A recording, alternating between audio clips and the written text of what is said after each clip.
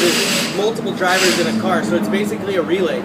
You have one car entered with as many as 4 drivers here per car.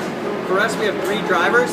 We stop for fuel and tires about every hour, and the decision is made whether to change the driver or to keep the driver in.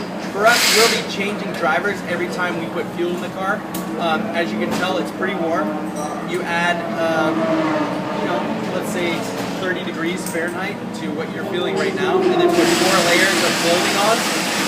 It takes its toll on the driver, so what you don't want to do is run their hydration down into the reserve levels, because once you're dehydrated, you've all had the leg cramps and the headaches. It takes 24 hours to recover.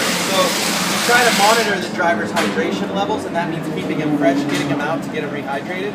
Some teams will leave their drivers in longer, especially open-top cars, because the heat's not as intense.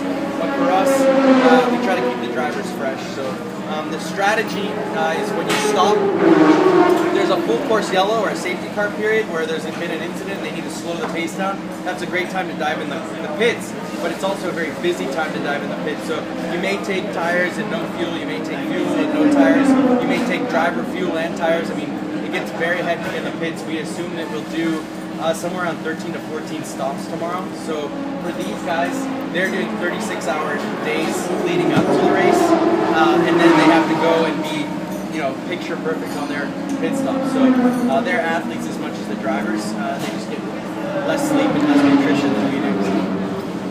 Yeah, good question.